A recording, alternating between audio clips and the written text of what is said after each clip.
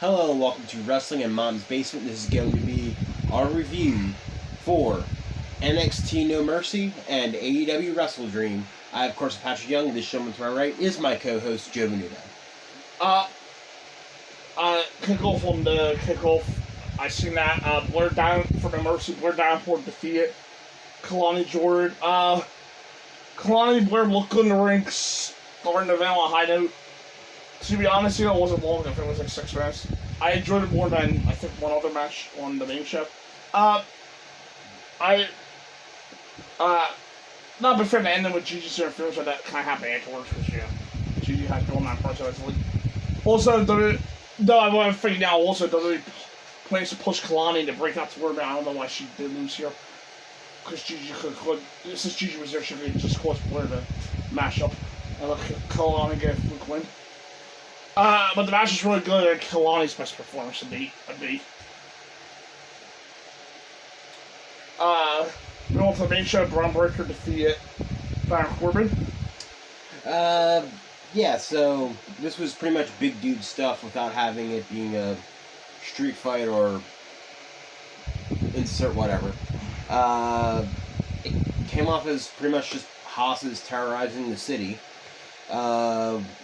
With them pretty much just it being a fight without it being a stipulation. Corbin getting the win here tells me that Braun's probably going to be called up sooner rather than later. And maybe that all they're waiting for on that is an appropriate time for Von to recover from a skull fracture. Well, I'm sure Michael Steve's impossible in real time. And because Corbin would need the win going forward, because if he's going to be part of the NXT roster for longer. Overall, it's a bold but a smart choice for an opener, and it ended up being a lot of fun. Yeah, the match was good. Not like anything special, but good. A lot of couple spots to draw me in. I do think it is what the match itself, not kept it before, is what the WWE built it to be, though. The match itself. Mm-hmm. What I mean by that is the brawl from last Tuesday was more entertaining than the actual match, but they did bring that brawl feel before the match to add to the match, if that makes sense. Though, WWE looks like they're moving on from these two, so that's probably a good idea, because either they have to do long, it's probably as far as you can stretch you out for it, too. I give it a B. B. Up next for the North American title, special for John Elite, Triple H defeat Dominic Mysterio and that New Jack Bill. Yep. Well, it's not a wrestling classic by any means, but did it really need to be? No. It worked very well, and the crowd was into it the entire way, and the pop for Trick getting the title win was massive. Unfortunately, that only lasted for about 3 days, so. For me, not bad thing, but the worst match of the night on the card. Mm-hmm. Trick and Dom are both very charismatic. Cool.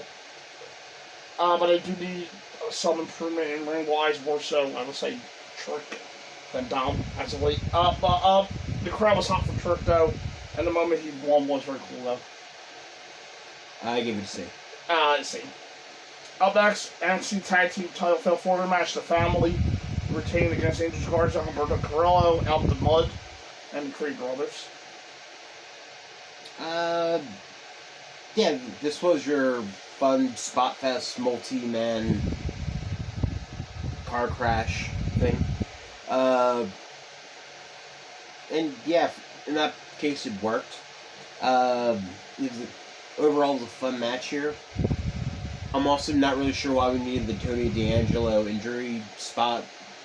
With Stacks fighting alone, it seems to be a trope that gets relied on a lot in these matches, especially with face champions. I could have done without that and just let Tony D'Angelo wrestle with him to make the match, a little bit more competitive and see what they actually have there. But I digress. It was a fun match. Yeah, good fun match. spy, fast-paced, in-your-face action. There was a drama or storytelling. This was all action. Out of the Mud was obviously the weak link in the four-way match. But luckily the other three teams were able to pick up the slack and help carry them. Creed Brothers were my MVPs as usual. I do hope they get to shine more. Mm-hmm. I give it B-. B. Up next, for the NXT Heritage Cup title, Noam Dar defeated Butch. Yeah, overall solid match. There had some overbooking to protect Butch as well. Yeah, fine work from both guys. Yeah, I thought the match was kind of fine. Mid. I don't want to say mid, but kind of fine until the final round. That's basically what I come to expect with these matches. Great mat work and submission counters in the early rounds before developing the big move exchanges in the late rounds. When bad force interference thrown in for good measure. But the final round match was different. It had all that aforementioned things in it. But also has some great near falls, special kickouts, which is great entertainment. 3-minute portion of what was overall a standard Heritage Cup match. This wasn't bad, but the final round was so good that made me wish the earlier rounds were a little bit more entertaining, but still a good match, so. I give it a B. B. In my match of the night, NXT title match, Ilya Dragunov defeat Carmelites. Yeah, my match of the night as well. Excellent match, and sometimes the sequel doesn't always deliver from the original, but in this case, it did deliver. This was pretty much just a slugfest with both guys hitting their big shots against each other until Mello fell. I am a little bit surprised that Mello did take the loss here, as I thought Dragunov would have been probably the preferred call-up. But I guess giving Ilya an accomplishment before he eventually moves on is also a decent idea. Yeah, excellent match here. Yeah, this match was also very stiff, a lot of storytelling. I liked their first one in similarity, similar but still a nice difference between them. Mello didn't really. What was interesting is Mello didn't really show his moveset here. He was more into a fight. They went with him, Mello going toe-to-toe with Dragunov instead of showing off his athleticism. Then, yeah, got very much side basically Ilya beat shit out of him.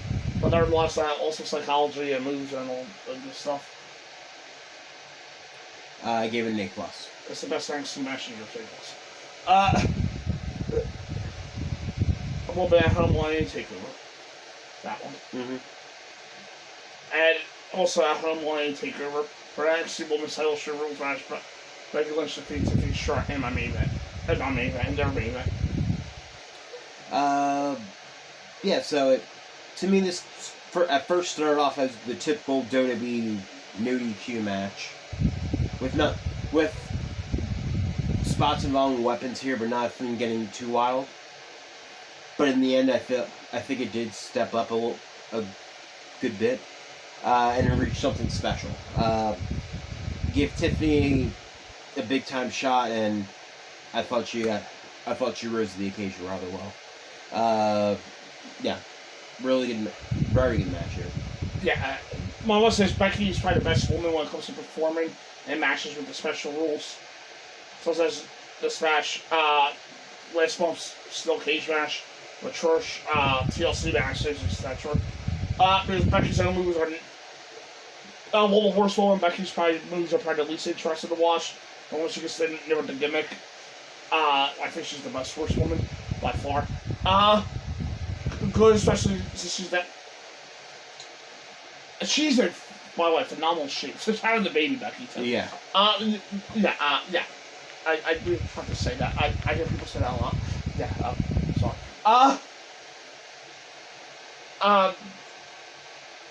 Yeah. She gave Tiffany the best matches of her career. Both of them. This one I thought was better than her first. It did start as standard, but then turned into something completely different. The baseball bat attack. Yeah, that was a real hard one. That really was. I Becky that was wire wrapped around the bar, wrapped around the bat. Yeah. A fake bat, probably. Yeah. But Becky's very good at using stuff around the venue to her environment for the match. But she came out pushing the shopping cart. Connor gave me flashbacks of Bad Bunny and Backlash earlier this year, which he had the same entrance. Then the way she threw Tiffany into the shopping cart, that was a different spot for WWE nowadays. Use the Oys or Versailles' chain as a prop attack in the seating area. Hell, the ring used fire so sharp trying to figure out the spots that more different than your normal strip rules match. And she did wrap her with the wire stick. And the Barbie doll sitting in the ring. And maybe the weirdest wrestle spot I've ever seen. Becky throwing Barbies into the crowd at Tiffany. And Tiffany swatting them away with the trash cans. Yep. Everything was very well designed and made this very interesting, this match. Because for those times when Tiffany might have won the match back. But I give it an A-. Hey. Overall? Overall, I'm going to give the entire show an A- here. Yeah, so NXT comes back into their A territory for me. Their NXT title match was the best match they've had in years. The Extreme Rules with Becky and Tiffany was up there in great matches. And the rest of the card was at the very minimum good for what it was.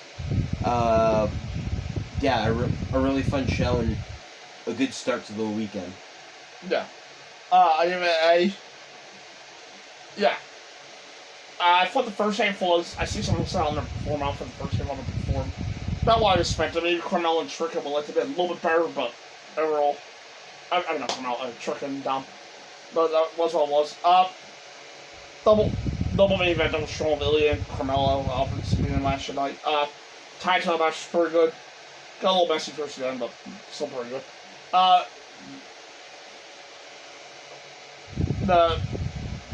They're by far the strongest show. Since the 2.0 era, which is now over 2 years old. Plus, I read 2.0 anymore, but you don't want to. Yeah. Since the last takeover, which was August of 21. So, yeah, I give it an A. Up next, Wrestledream kicked off. We're just keeping this going because it's a lot easier. Because I originally promised you no mercy on Sunday, so yeah, it's just easier to do this all in one video. Sorry, I Wrestledream up. And I forgot to write it down. I forgot to put my breeze. I didn't see my breeze. Fuck. What was the 8-person tag? Yeah. The kickoff. Kojima, Keith Lee, Athena, and Billy Starks versus Shane Taylor, or defeated Shane Taylor, Lee Moriarty, Diamante, and Mercedes Martinez. Thank you. I really want to give you an extended amount of time because it looks like you are having trouble there. I found that. Put that in the summer section. Okay. So here's what I wrote about that. The bell rang. Stuff happened, and the bell rang again. I guess Athena stood out a little bit during the match, but yeah, that's pretty much what happened. Yeah, fun intergender match. To fulfill its purpose. I guess the best choice for the open round is 4-0 matches. As I see Kojima again in America, he received a good amount of pop from the crowd. Nothing very revolutionary and creative here. I guess good showcase for some of the guys. And I guess a pleasant match for the audience. I have no idea what the fuck I wrote. What the fuck that was supposed to be. I just wanted more than that. So, yeah. C-. Let's see. Up next, Claudio Castagnoli defeated Josh Barnett. Yeah, so this was the most meh Claudio / Cesaro match I have ever seen. Honestly, it was just a bunch of ground wrestling rolling around and not even the interesting kind. that we're gonna get later on. So, yeah. Very technical. Felt like they were trying to go for a preview of what Brian and Zach were supposed to be. Maybe they do a non-match down the line with more freedom, I don't know. And they sampled some of the wrestle here, but not go all out like that. Today boxing was the show still here on commentary. Yeah. D+. C-. Up next is just sort of squash the queen. Yeah, so it was a step up from the previous match. Bit of a squash, though, for Luchasaurus here, in front of Nick Wayne's mom. It sure was. The bell rang, too, before he squashed him. Yep. C-. Yep. At the main event of 0 Hour, for the World Trios titles, Billy Gunn the Clean defeated TMDK. So, yeah, this was the best thing on 0 Hour, and it's not necessarily a feat to be all that proud of. The crowd popped for the Acclaim, and the match happened. The crowd was into it, though, so. I don't know if 1 week from now I can tell you a single thing about this match. Yeah. Because it's less than, it's like 72 hours removed. And all I remember is Max Caster made, Sex Shows and Slapjack reference. Shane Hayes is fighter than most wrestlers. I mean, wrestler fight, not actually fight. And, yep. Yeah. You're getting very profound information here from me. C. Yeah. Yep, yeah, C. I mean, I don't know if I'll say that. Yeah. Alright, moving on. To the main show. Open up ROH World Title 2-1 handicap match on Jeff defeat the Righteous. I was going to say the Duchess. The Righteous. Yeah, this was the match that ended up costing me. And as you can tell from the prediction video, as it came out of my mouth, I lost immediate faith in this. Because I was stupid. Yeah, so I don't have much of a description other than that. So MJF got his babyface shtick in, and the Righteous played a moderate threat, and then lost. Wrestle-wise, this was the worst match of the night in terms of the main show, I thought. The entertainment part was very good, as always is with MJF. That's probably fine for me. But as a wrestle match was not good. It's almost impossible for a handicap match to be good. And this one was unsuspected. I gave it a C. Yes. Next, ROH World Title NJPW Strong Boy Title match. AK to defeat the brainless wonder Katsuyori Shibata. Just remember, the doctors cracked open Shibata's head, took out his brain, put it on a table, worked on it, and then plugged that thing back in, and it worked like you were resetting your computer. Anyway, this was absolutely fine match for a show honoring Inoki and the Inokiism. It was hard hitting. They traded shots, but it wasn't necessarily overbearing to take away from the rest of this card coming up. Yeah, trust A to keep it sweet and simple, and Shibata was excellent as, they made the best of a match that, cool as a set on paper, given that it was a bit cold since it was given A will retain. It's kind of whatever, but nothing that builds for these are just that. These are the pure family, pretty much. That's the stories for A. Still a really good match though, and the stress was really good though. I gave it a C. C+. Up next for the AEW TBS title match, Chris Statlander defeat Julia Hart. Yeah, pretty good match. Add another one to Chris Statlander there. But Julia was able to more or less hold her own there in a rather good effort in the biggest match of her career so far. She could add something, but she's still young and the future is long. Yeah, there was some cool stuff like a great electric chair drop into her Corona sequence in the early goblins. Closing Trust was good too. I won't say the match itself was anything like special. I mean, it wasn't bad. It was kind of just there on this card. That's AEW Fear for the woman for the most part.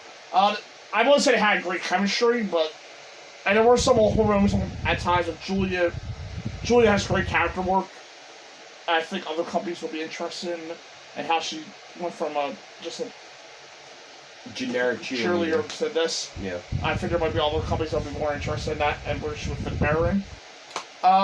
It's just great character work, and I think she'll be a good contender for the NXT Women's 2024 Breakout Tournament. Yep. But she's still wearing green in the ring. Yeah. Chris was below her usual here as well, but she was more so helping Julia along. No, good closing stretch, like I said. So. C+. C. Next, for the AEW World Title, someone contention 4-way match. The Young Bucks defeated the Guns, Hooker and Orange Cassidy undeserving, unfortunately, and Lucha Brothers. So yeah, this one was a good multi-team match. That is more or less AEW's bread and butter. However, I think this one was a little bit more understated and at least a nice change of pace. As this didn't necessarily feel like the all-out spot fest that these can generally be. And maybe took a little bit more time compared to... I mean, it still was spot fest, but it took a little bit more time as compared to other ones I've seen in the past. So yeah, it was actually a decent change of pace for the division. Yeah, the match started with two of the best wrestlers in the world. Phoenix and Nick. Yes, I will say about Nick. He's a stronger worker than Matt. Yes, you can tell them apart. The younger brother is always the better brother. It just happens. Yeah. Like, out of us, the younger brother is always the better brother. In wrestling, in the ring, it always happens. Aunt says we're in the business. Well, I'll tell you right now, we're about to be out of that business. Not the wrestling business. Other business that we're doing on the side. No, not that kind. Hookers. You want some drugs, kids? We're meal prostitutes. Can you believe it? Amish. Mm-hmm.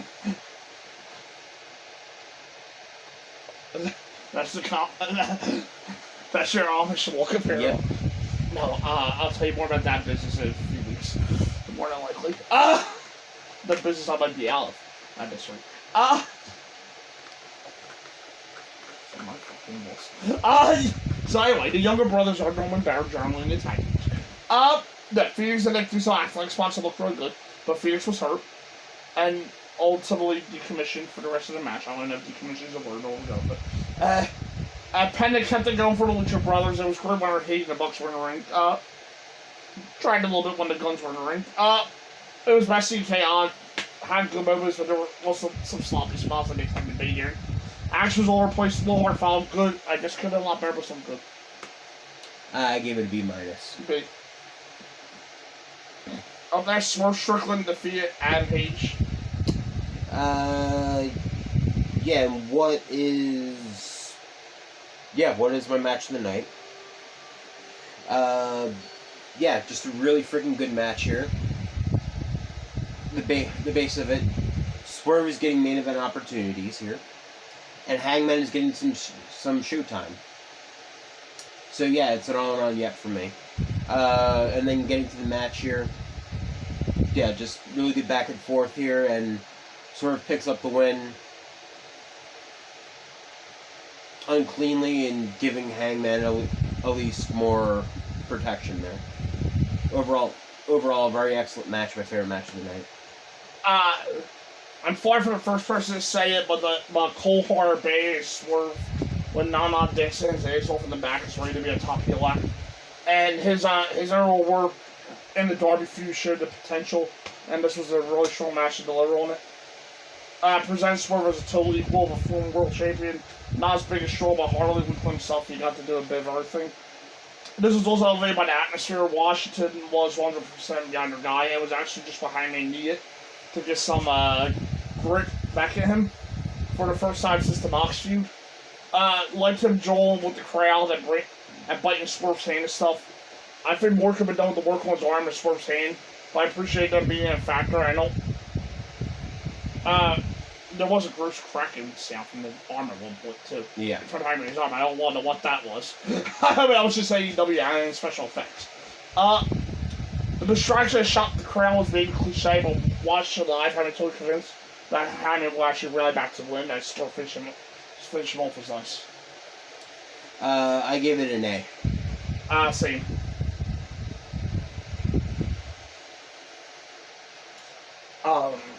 Up next, Ricky starts to feed Wheeler Unit.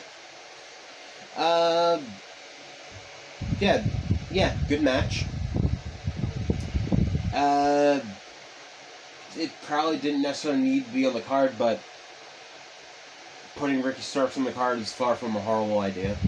Not necessarily the most exciting match here, and unfortunately it came after my favorite match of the night, so overall fine outing here. Yeah, and the crowd was tired on this one, but it was great wrestle. Shame that it wasn't got no reaction at all. Props for Mox commentating this. Yeah, lots of experience. This is basically film match for crowd of rest. Very basic and not many things add up. I give it a C. C+.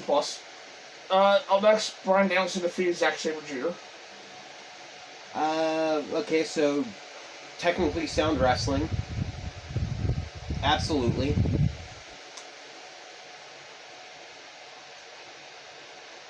I kind of wanted to like this more than I did, though.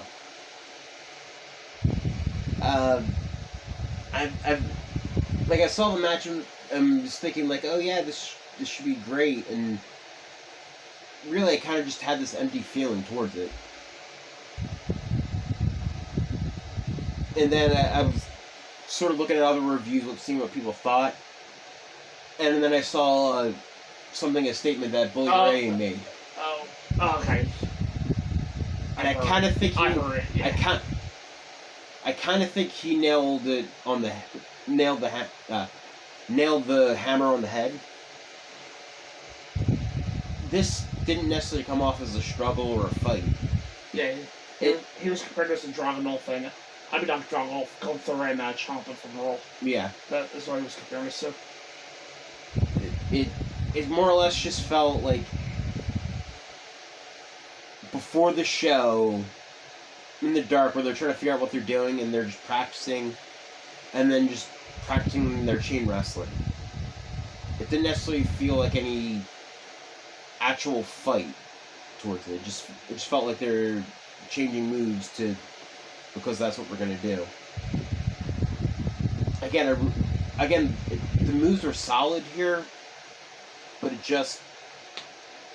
was just missing that honestly.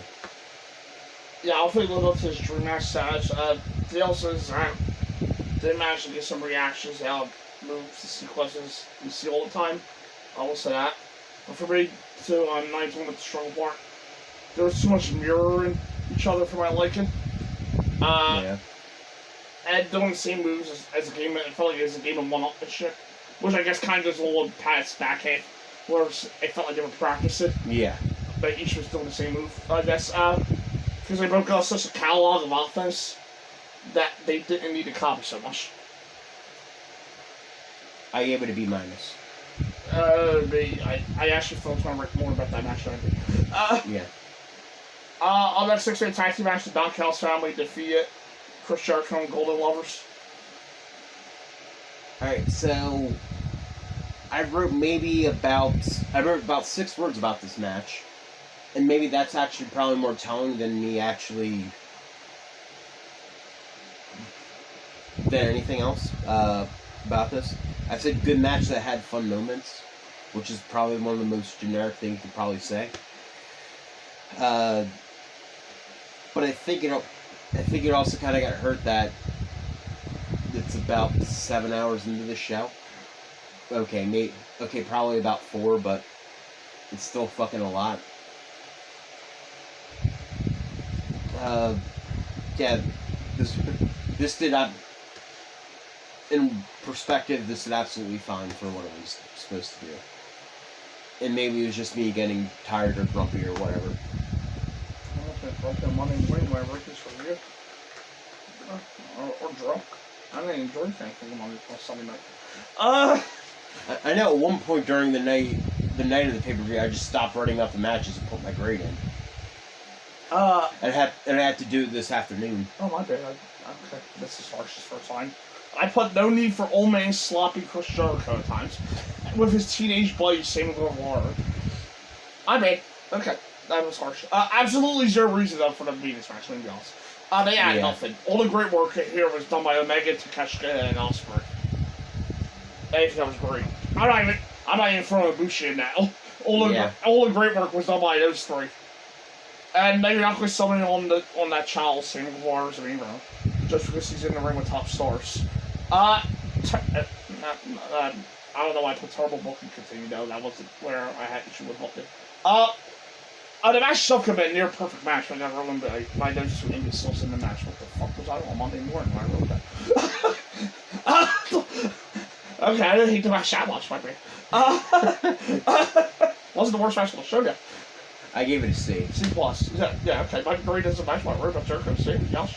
Next, FTR defeat Ozzy Open to retain the AEW World Tag Team titles. Was that at least nice for her?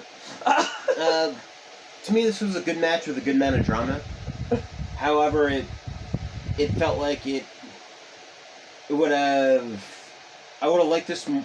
I would have liked this more if it was earlier in the show. This should have been over. Yeah. Put this at the beginning of the show. It's a great tag match. It could be fighting to get in the A category. But at the back end of the show, I'm more grumpy. And I'm saying this as a person on the Eastern United States time zone, where most of the shows are timed around that. Yeah, so just to clarify, it was 8 something in Seattle. Yeah. I'm saying this as entitled Eastern time zone person compared to like the Great Britain audience or the German audience, Japanese audience probably. The Atlanteans. Yep. So I know I'm coming off as entitled here, but it's kind of tiring. Again, good match with a good amount of drama.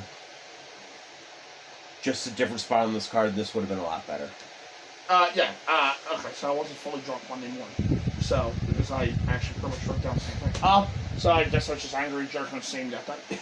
Great tag team match, and, great tag team match. And it was refreshing. It's so refreshing to see people actually tagged in on paper. Yeah. FTR really disappointed. I had no fantastic fight with Ozzy Open. Keep up with the pace and the complexity of some of the spots. Just to say that the crowd was tired after the last match, which shows how horribly put together this card is. Yeah. Although it was exciting and then the 100 false finishes to achieve it, but the crowd wasn't into it. B-. B. And main event, AEW 2 title best 3 off 3 full match. Christian Cage defeated Robbie Allen. Yeah, so Christian played his hero role masterfully, as he has been, and it provided a good match here. This probably wasn't the best choice for opener, but given the ending of this pay-per-view, I completely understand. I will say this did get a bit tedious, though, in the second fall. As the first fall was the nice surprise where Darby Allin was able to pull one over on Christian by literally pulling his turtleneck over his face. The second fall was the second fall. And the third ended up being more vicious and brutal, so that stood out a bit more. But this match is not helped by that second fall at all. Again, there wasn't anything bad about it. It's just, again, it was probably me being grumpy because I also had to watch NXT beforehand. So I had like 20 matches to review and write my thoughts down about, which I gave up like halfway through this card. So maybe it's just me, but I was kind of getting tired, and to me the 2 out of 3 falls probably didn't, at the end of a 14-match card, probably didn't sound the most appetizing thing. But it was a good match here. It was a good main event. Without that second fall, there was a great match somewhere in here. I thought ring-wise probably Darby's best match in AEW, like as a wrestler. Mm-hmm. And probably one of Chris's best singles too in AEW. Then I will say, I wasn't a fan of the second fall as well. That at least each fall felt distinct. The 2 out of 3 falls did feel distinct. Mm-hmm. The first fall was a beautiful wrestling sequence. Both men doing a great job. Darby took the first fall. It was smart, it was fun, and Darby showed off impressive mat wrestling ability the first fall, but I didn't know yet. The second fall started with Christian got upper hand, he was vicious violent, showed his excellent heel tactics. Everything he did was great until the very end of the second fall. Where they started to lose weight. Mm-hmm. They went, for me, they went a little too far, but still safe spot. I know your fans would love these are safe spots, but enough is enough, and you don't need to go that far. Third fall started with Christian forcibly brought back a stupidly injured Darby. He was being stretched out for some reason. Christian took off the protective white canvas and then wrestled on top of the one mat. The action was actually great, but the technicality there didn't make any sense at all. No, it didn't. There was some shenanigans involved at the end, which I didn't like, but I expected it. Overall, it was a great match, heading inside an overbooked match. They went a little too far, some of them in the same spots for me, but the action was always intriguing, never dull, and I will commend it to them for that on a long-ass pay-per-view like this, so. Yeah, I'll also add, too. I'm not sure if you should have had Nick Wayne turn when you were going to bring Edge out. Yeah, no, he could just turn tonight with that sweater he was wearing. I know, I would have hated him automatically. Or you could have done it in the build-up or something. Because that personal betrayal sort of got overshadowed by the Rated R Superstar. But I digress. C+. Same. Overall? Overall, I'm going to give the show a C.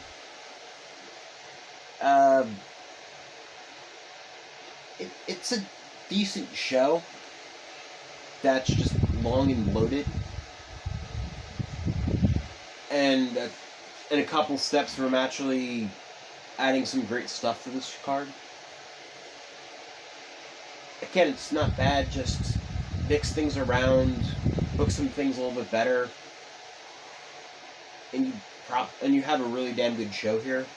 Instead, this is just a perfectly fine show that you paid $60 for.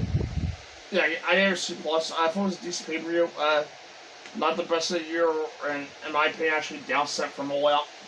What they did, downset from what they did at All In and All Out. But specifically All Out, which came out of nowhere. I mean, well, Hangman and Swerve, to me, blew everything else out on the card. Including what people are calling legendary Brian Zack Sabre Jr. match. So. Yeah, that's getting a little overhyped. Yeah. Which I heard see today that would live forever. I think the expectations were high. I think the C+ for me is because the expectations were high and they didn't fully deliver on the show. I would say Wrestledream's worst matches were also worse than the All Out worst matches. And the All Out had way less build than Wrestledream did. Yeah. So maybe it was because of higher expectations for the lower grade than we normally give an AEW pay-per-view. But yeah, I give it a C+. Up next, Pat did lose the week, so it'll be his puncher review. Why the fuck did I pick the Righteous? He was almost weak. I know, but now that match is teasing me. No, but it's not gonna be remembered by anybody else but me going, fucking that match. No, not only that, it's also gonna put you down on the point. Unnecessary point. Yeah. We'll be done WrestleMania 4 Raw 1996. See you then. See you then.